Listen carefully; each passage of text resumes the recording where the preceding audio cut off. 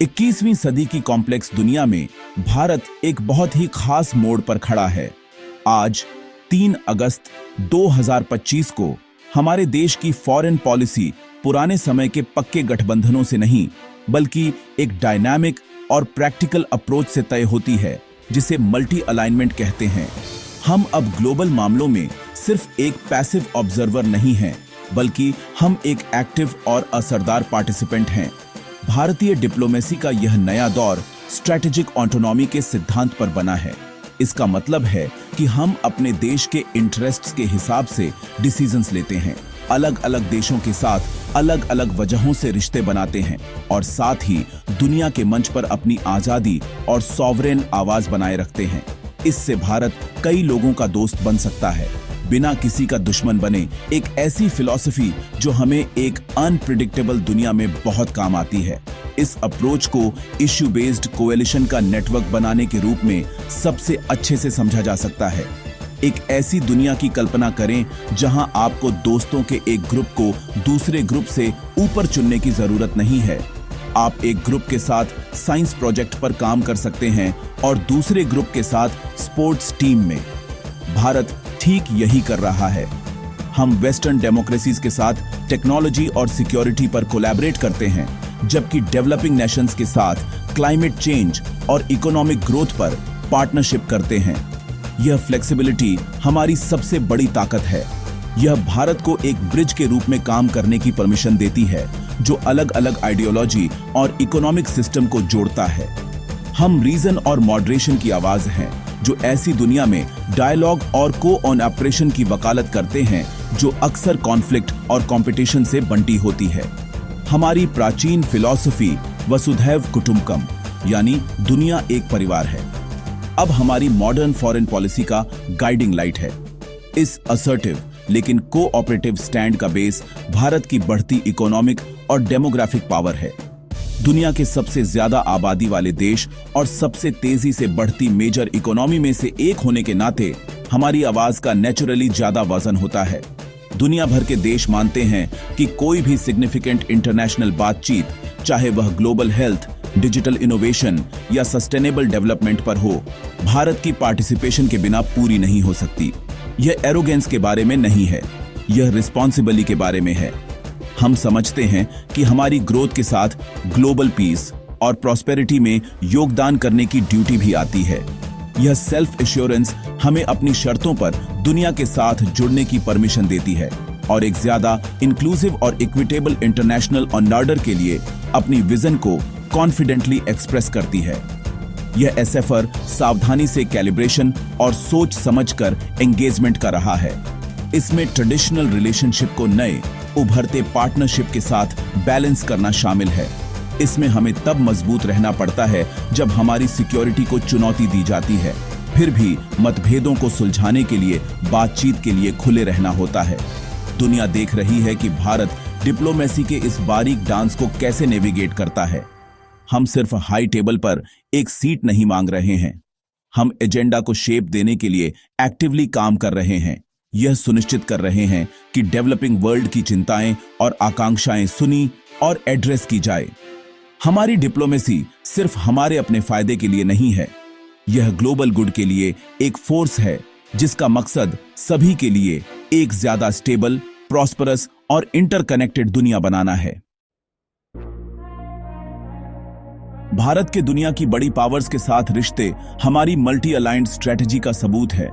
United states के साथ हमारी पार्टनरशिप, जिसे अक्सर एक कॉम्प्रिहेंसिव ग्लोबल स्ट्रेटेजिक पार्टनरशिप बताया जाता है, शायद सबसे ज्यादा ट्रांसफॉर्मेटिव है।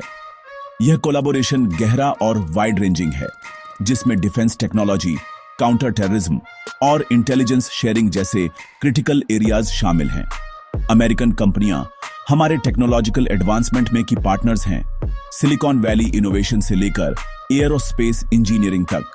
इसके अलावा जीवंत इंडियन अमेरिकन डायस्पोरा हमारे दोनों डेमोक्रेसीज के बीच एक जीता जागता ब्रिज का काम करता है, जिससे कल्चरल और इकोनॉमिक टाइज मजबूत होते हैं। हम सिर्फ बायलैटरल इश्यूज पर ही नहीं बल्कि एक फ्री, ओपन और इंक्लूसिव इंडो पैसिफिक रीजन के लिए एक शेयर्ड विजन पर भी साथ काम करते हैं, जिससे यह हमारी फॉरेन पॉलिसी का एक कॉर्नरस्टोन बन जाता है। साथ ही भारत रूस के साथ एक टाइम टेस्टेड, स्पेशल और प्रिविलेज्ड स्ट्रैटेजिक पार्टनरशिप बनाए रखता है।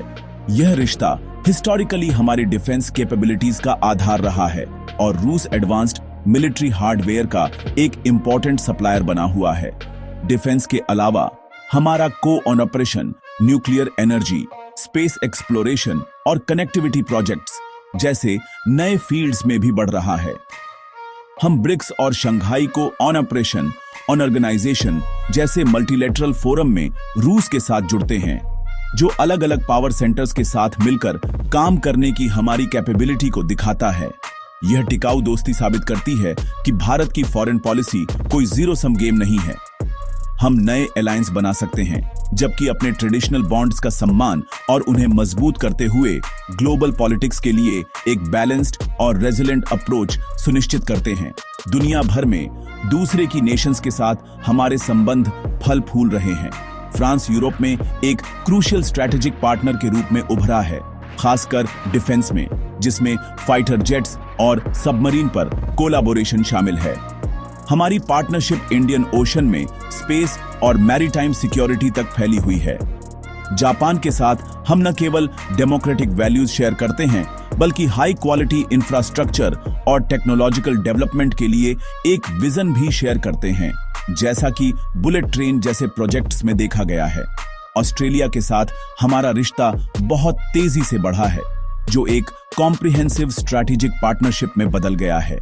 हम क्वाड फ्रेमवर्क के जरिए साथ मिलकर काम करते हैं, जिसमें maritime security, supply chain resilience और रीजनल स्टेबिलिटी पर फोकस किया जाता है। ये पार्टनरशिप सिर्फ सिंबॉलिक नहीं है, वे ठोस नतीजे दे रही हैं जो हमारी सिक्योरिटी और प्रॉस्पेरिटी को बढ़ाते हैं। ये अलग अलग अलायंस क्वाड और ब्रिक्स जैसे पावरफुल प्लेटफॉर्म के जरिए मजबूत होते हैं। क्वाड्रिलेटरल सिक्योरिटी डायलॉग या क्वाड भारत को यूएस, जापान और ऑस्ट्रेलिया के साथ लाता है। यह डेमोक्रेसीज का एक कोलैबोरेटिव ग्रुपिंग है जो फ्री और ओपन इंडो पैसिफिक के लिए प्रैक्टिकल कोऑपरेशन पर फोकस करता है। यहाँ हम वैक्सीन डिस्ट्रीब्यूशन से लेकर मैरीटाइम एक्टिविटीज की मॉनिटरिंग तक सब कुछ पर काम करते हैं। इसके उलट ब्रिक्स भारत को ब्राजील, रूस, चीन और साउथ अफ्रीका के साथ जोड़ता है, जो दुनिया की बड़ी उभरती इकोनॉमीज को रिप्रेजेंट करते हैं। इस फोरम में हम ग्लोबल फाइनेंशियल इंस्टीट्यूशंस के रिफॉर्म की वकालत करते हैं और एक ज्यादा इक्विटेबल वर्ल्ड ऑर्डर की दिशा में काम करते हैं। इन दोनों अलग अलग ग्रुप में भारत की एक्टिव और असरदार भूमिका अलग अलग दुनिया को जोड़ने और आइडियोलॉजिकल मतभेदों के पार को ऑपरेशन को बढ़ावा देने की हमारी अनोखी कैपेबिलिटी को दिखाती है। जबकि हम दुनिया भर में ब्रिज बना रहे हैं, हमारा तुरंत का पड़ोस ज्यादा कॉम्प्लेक्स चुनौतियों और अवसरों को पेश करता है। चीन के साथ हमारा रिश्ता मल्टीफेसेटेड और बहुत कॉम्प्लिकेटेड है। एक तरफ चीन हमारे सबसे बड़े ट्रेडिंग पार्टनर्स में से एक है और हम ब्रिक्स जैसे ग्लोबल प्लेटफॉर्म पर को-ऑपरेट करते हैं। दूसरी तरफ हमें सिग्निफिकेंट चुनौतियों का सामना करना पड़ता है, जो मुख्य रूप से एक अनसुलझे बॉर्डर डिस्प्यूट पर केंद्रित हैं, जिसके कारण गंभीर मिलिट्री स्टैंड ऑन हुए हैं। भारत की पोजीशन क्लियर और फर्म है। हम बातचीत के जरिए विवादों का शांतिपूर्ण समाधान चाहते हैं, लेकिन हम अपनी सॉवरेनिटी और टेरिटोरियल इंटीग्रिटी पर कोई समझौता नहीं करेंगे। इस रिश्ते को मैनेज करने के लिए इकोनॉमिक एंगेजमेंट, डिप्लोमेटिक कम्युनिकेशन और अपने नेशनीय हितों की रक्षा के लिए मजबूत मिलिट्री तैयारी का एक नाजुक संतुलन चाहिए। इसी तरह पाकिस्तान के साथ हमारा रिश्ता कठिनाइयों से भरा हुआ है। मुख्य मुद्दा लंबे समय से पाकिस्तान द्वारा स्टेट पॉलिसी के एक इंस्ट्रूमेंट के रूप में क्रॉस बॉर्डर टेररिज्म का उपयोग रहा है। भारत ने लगातार यह बनाए रखा है कि बातचीत और आतंकवाद साथ साथ नहीं चल सकते। जबकि हम एक शांतिपूर्ण और स्थिर पड़ोस चाहते हैं, हमने आतंकवाद के खिलाफ एक फर्म स्टैंड अपनाया है, अपने नागरिकों की रक्षा के लिए निर्णायक कार्रवाई की है।